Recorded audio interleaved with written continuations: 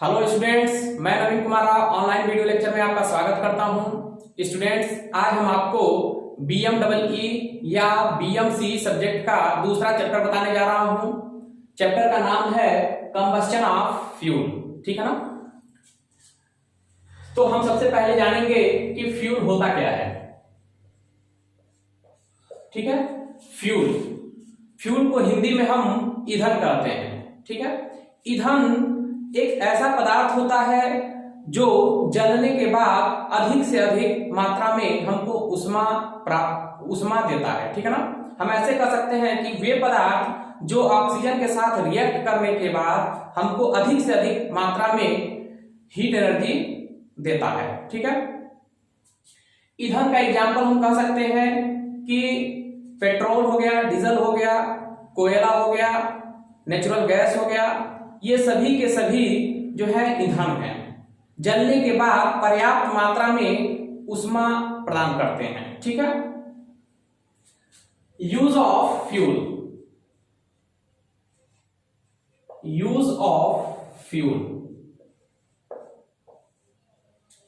ईंधन का क्या उपयोग है ये समझ लीजिए। अगर घरेलू देखा जाए, घर के जो चूल्हे होते हैं उसको जलाने के लिए भी हमको ईंधन का जरूरत पड़ता है। अगर औद्योगिक रूप से देखा जाए उद्योग में, तो बॉयलर या भट्ठी को जलाने के लिए भी, बॉयलर में पानी को गर्म करने के लिए भी हमको ईंधन की जरूरत पड़ती है। भट्ठी को जलाने के लिए भी ईंधन की जरूरत पड़ती है। चाहे वो आईसी इंजन हो या ईसी इंजन हो। आईसी इंजन का मतलब होता है internal combustion engine, EC engine का मतलब होता है एक्सटर्नल कंबस्शन इंजन। ठीक है। दोनों इंजन हैं अगर, तो उसको भी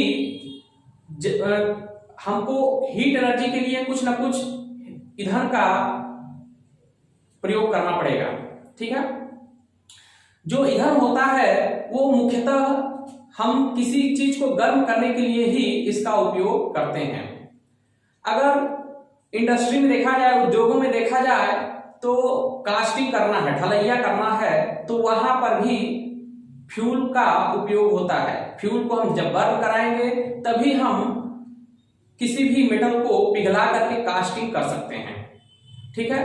या फिर हीट ट्रीटमेंट अगर करते हैं, वहां पर भी किसी न किसी फ्यूल को बर्न करना पड़ेगा, तब जाकर के वो भट्ठी गर्म होगा और हम उसमें अलग अलग तरह के धातु और अधातु को गर्म करेंगे और जाकर हम उसके प्रॉपर्टी को, गुण को चेंज कर सकते हैं। ठीक है। तो हर जगह ईंधन का जो है उपयोग है। नेक्स्ट है क्लासिफिकेशन ऑफ फ्यूल। देखिए, इसको दो तरह से वर्गीकृत किया गया है। पहला है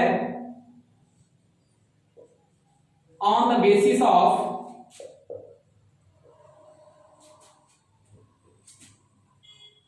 अवेलेबिलिटी।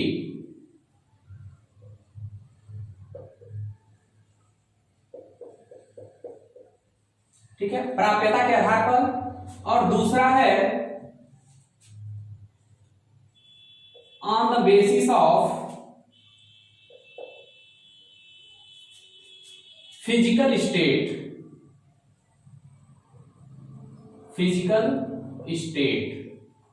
ठीक है ना। उनके भौतिक अवस्था के आधार पर और उनके प्राप्यता के आधार पर। ठीक है। प्राप्यता के आधार पर देखा जाए तो दो तरह के होते हैं। पहला है नेचुरल फ्यूल और दूसरा है आर्टिफिशियल फ्यूल।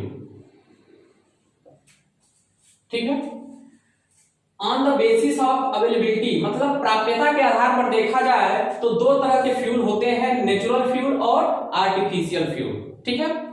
नेचुरल फ्यूल को हम प्राइमरी फ्यूल भी बोलते हैं और आर्टिफिशियल फ्यूल को सेकेंडरी फ्यूल कहते हैं। क्यों कहते हैं ये समझ लीजिए।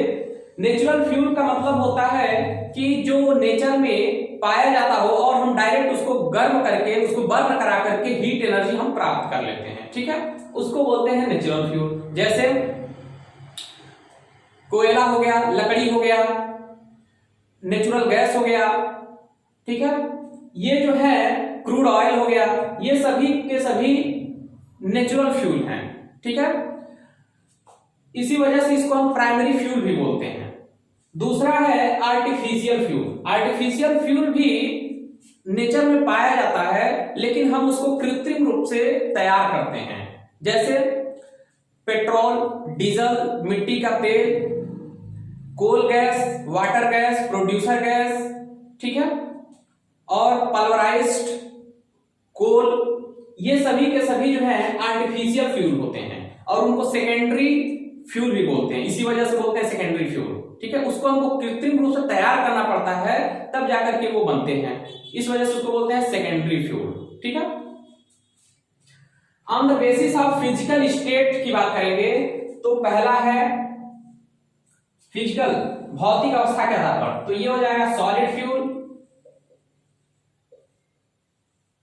दूसरा है लिक्विड फ्यूल। तीसरा है गैसियस फ्यूल, ठीक है।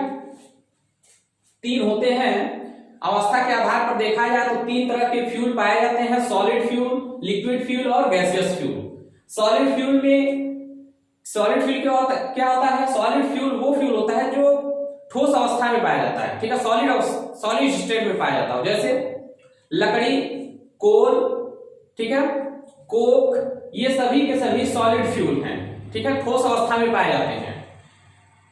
लिक्विड फ्यूल क्या होता है? जो लिक्विड स्टेट में पाए जाते हैं, जैसे पेट्रोल, डीजल, मिट्टी का तेल, ये सब जो है लिक्विड फ्यूल के अंतर्गत आते हैं। गैसियस फ्यूल क्या होता है? गैसियस फ्यूल जैसे producer gas, water gas, coal gas, natural gas, ये सब के सब गैसियस फ्यूल के अंतर्गत आते हैं, ठीक है। नेक्स्ट है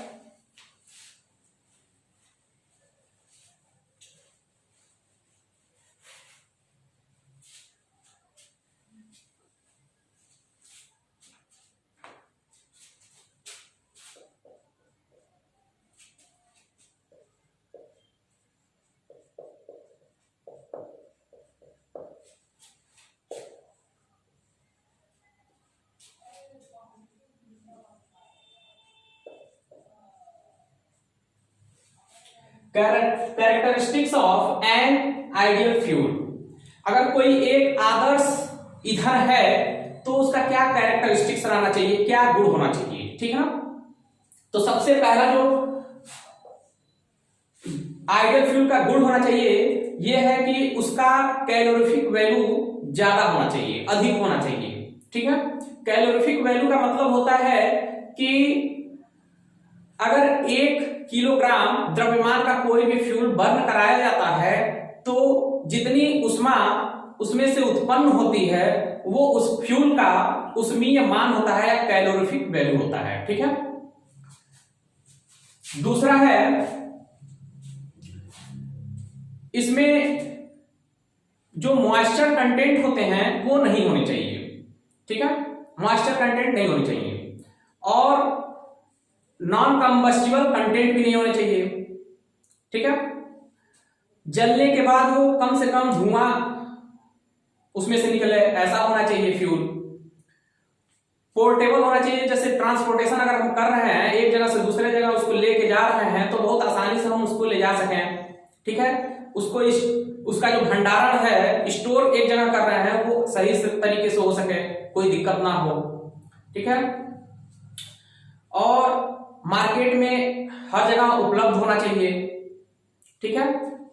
तो यही सब एक आइडियल फ्यूल का कैरेक्टरिस्टिक है, और एक ईंधन के अंदर ये सारे प्रॉपर्टी होना चाहिए, ठीक है। Thank you.